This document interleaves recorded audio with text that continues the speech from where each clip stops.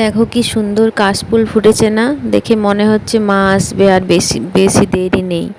দেখো মায়ের আসার সময় হয়ে গেল, কিন্তু আমরা এখনো আরজি করের বিচার পেলাম না, এখনো অবধি আমরা সঠিক বিচার পেলাম না। আর মুখ্যমন্ত্রী বলছেন যে উৎসবে ফিরুন, 1 মাস তো হয়ে গেল, উৎসবে ফিরুন। না, আমরা উৎসবে ফিরছি না, আমরা বিচার চাই আরজি করের।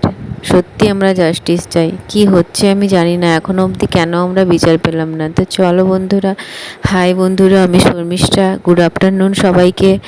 হয়ে গেল বাপের বাড়িতে কাটানো কিছু দিন, চলে এসেছিলাম আমি, এবারে বেরিয়ে গেছিলাম বাড়ির জন্য, শ্বশুর বাড়ির জন্য। এসে দেখছি গণেশ পূজার জন্য কি সুন্দর সাজিয়েছে। আর ব্লগটা ট্রান্সফার হয় দ্বিতীয় দিন। সকালে ব্রেকফাস্ট বানিয়ে স্নান করে চলে যাচ্ছিলাম আমি ঠাকুর ঘরে পুজো করার উদ্দেশ্যে। বাড়িতে কেউ নেই, আমি একা, তো ওই জন্য ভাইকে নিয়ে এসেছি আমার সাথে, যাতে থাকলে সুবিধা হবে। একা কতক্ষণ থাকবো বাড়িতে, মানে একা একটু কেমন লাগে না, ওই জন্য আর কি ভাইকে নিয়ে এসেছি। তারপর আমি নতুন এখানে, ওই জন্য একটু যাতে সুবিধা হয়, ওই জন্য ওকে নিয়ে এসেছি। চলো দেখি তো গাছগুলোর অবস্থায় কী আছে। বাড়িতে কেউ না থাকলে গাছগুলো দেখো জল পায়নি, কেমন শুকিয়ে গেছে। দাঁড়াও, একটু রোদটা কমলে বিকেলের দিকে জল দিয়ে দেবো। হ্যাঁ, তো আর চলে এসেছি আমি পুজো করতে। আজকে অনেক ফুল আছে, দেখবে অনেক ফুল থাকলে না পুজো করতে একটু বেশি ভাল লাগে না, মনে হয় সব ঠাকুরকে একটু সুন্দর করে সাজাবো। আর ঠাকুর ঘরের কিন্তু অনেক কাজ থাকে, শুধু মানে মানে তাড়াতাড়ি করে পুজো হয় না, অনেক কিছু কাজ থাকে। পুরো আগের ফুলগুলো ফেলে সব কিছু করে, হ্যাঁ, অনেক সময় লাগে। তো আমি এই নিজের সুবিধার জন্য এই ঝুড়ির মধ্যে ফুলগুলোকে নিয়ে নিচ্ছিলাম। তারপরে আমার শিবকে নিয়ে নিয়েছিলাম স্নান করাবো বলে। স্নান মানে একটু চন্দন, ঘি, মধু যেগুলো হয় ওটা দিয়ে যেরকম করে স্নান করায় শিবকে। আর শিব, তুমি যে পুজো করো না করো কোনো অসুবিধা নেই, শিবের পুজো করলে প্রতিদিন শিবকে এরকমভাবে স্নান করাতে হবে। হ্যাঁ, আর অন্য ঠাকুরকে যদি না স্নান করাও তাও হবে, কিন্তু শিবকে স্নান মানে রোজ করাতে হয়। এটা আমি মানে জানি না, কিন্তু শাশুড়িমার কাছ থেকে শুনেছি, মানে আগে জানতাম না আমি। তো চলো আমি পুজো করে নেই। আর তোমরা সবাই কেমন আছো? আমি আমার পরিবার ঠাকুরের দয়ায়, ভগবানের আশীর্বাদে আমরা সুস্থ আছি, স্বাভাবিক আছি। হ্যাঁ, তো এই আর কি, পুজো করে নেব। তারপরে অনেক কাজ, বাড়িতে একা থাকলে তো জানোই সমস্ত কিছুটা নিজের হাতে করতে হয়। হ্যাঁ, আর একটু কি বলো তো, একটু দেরি হয়, কিন্তু মানে ঠিকঠাকভাবে হয়তো অতটা পারি না, কিন্তু নিজের চলার মতো মানে যেটুকু কাজ না করলে নয় সেটুকু কাজ আমরা করতেই পারি। আজ দেখো নীল ফুল আছে, আর নীল ফুল তোমরা জানো এটাকে নীলকণ্ঠ বলে, কেউ কেউ অপরাজিতাও বলে। আর নীল ফুল না শিবের খুব প্রিয়। হর হর শম্ভু, সবার ভালো করো, ওং নমঃ শিবায়। তো চলো আমি সব মানে কি বলবো বলো তো, মানে সব কিছু সাজিয়ে নিয়েছি ঠাকুরের। তার আগে ঠাকুরকে একটু হালকা করে সাজিয়ে নিলে, মানে একটু যখন ফুল বেশি থাকে না, মনে হয় যে ঠাকুরকে একটু সাজিয়ে নেই সুন্দর করে, একটু ভালো করে।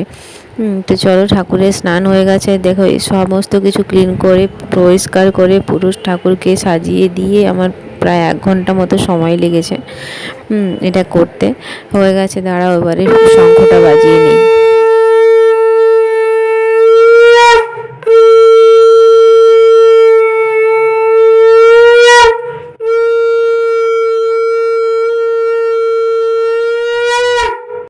কি সুন্দর করে ঠাকুরকে সাজিয়েছি, দেখো কি সুন্দর লাগছে না? আমার তো খুব ভালো লাগে। বেশি ফুল থাকলে ঠাকুরকে একটু অনেক সুন্দর করে সাজানো যায়। একটু সময় হাতে নিয়ে ঠাকুর ঘরে যদি তুমি যাও না, তাহলে দেখবে অনেক মানে অনেক কিছু নিজের একটু শান্তি লাগে। আমার তো পুজো করতে খুবই ভালো লাগে।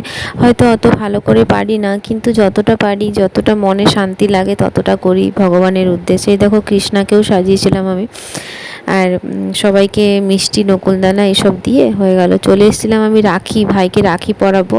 আমি বলেছিলাম তোমাদেরকে ভিডিওতে, ভাই আমার কাছে থাকে না, সেই জন্য ঠাকুরের কাছে রাখি রেখেছিলাম। তো সেই জন্য ওকে রাখি পরিয়ে দিলাম, বললাম তাড়াতাড়ি স্নান করে নে। স্নান করে রাখি পরিয়ে দিলাম, যেহেতু ও কাছে থাকে না, সেই জন্য আমার কাছে ও যখন আসে তখনই আমি রাখি পালন করি। রাখি, ভাইফোঁটা, ওর জন্মদিন কিছুই হয় না, ও থাকে না বলে। তো যাই হোক, আমার কাছে এখন কিছু নেই, তাই জন্য ওকে আশীর্বাদ স্বরূপ 100 টাকা দিয়েছিলাম। হ্যাঁ, ও কিছু মিষ্টি খেয়ে নিতে বলেছিলাম, 100 টাকা দিয়েছিলাম। আর বলছিলাম দেখ টাকা দিয়েছে, রাখি বেঁধেছি, তোর থেকে আমি বড় হই, প্রণাম কর। কিছুতেই করবে না, দিয়ে অনেক লাস্টে করলো প্রণাম।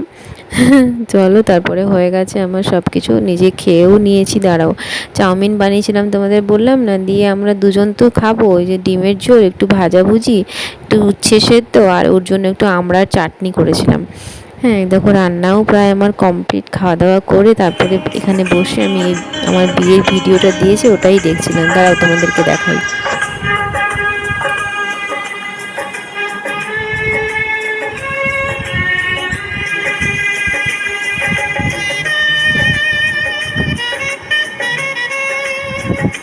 ফ্ল্যাশ লাইট আছে না?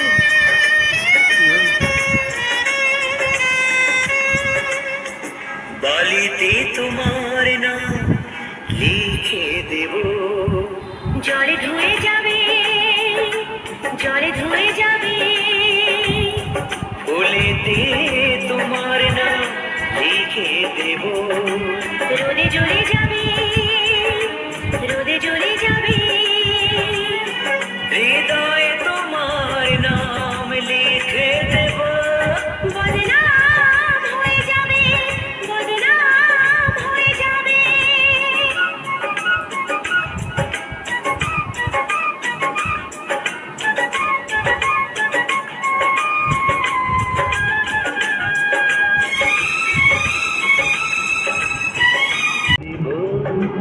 রোদে জ্বলে যাবে, রোদে জ্বলে যাবে, হৃদয়ে তোমার নাম লিখে দেব, বদনাম হয়ে যাবে।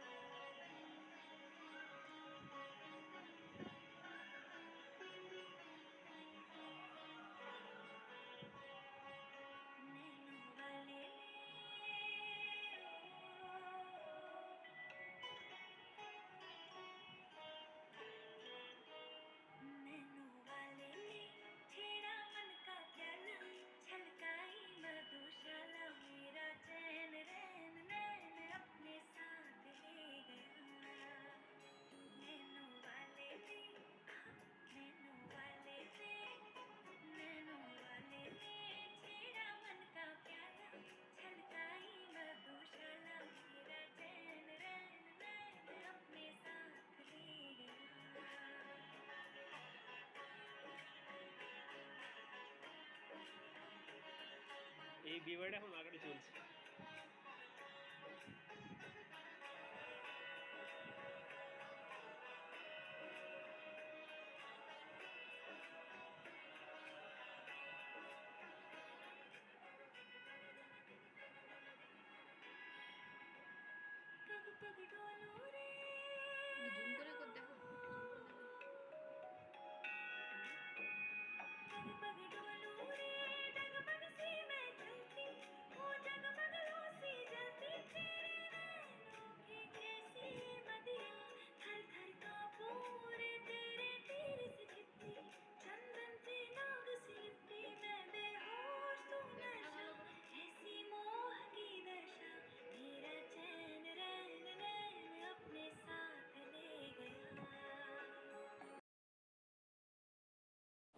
তো চলো আমি ভিডিওটা দেখি, তোমাদেরকেও দেখাবো নেক্সট ব্লগে।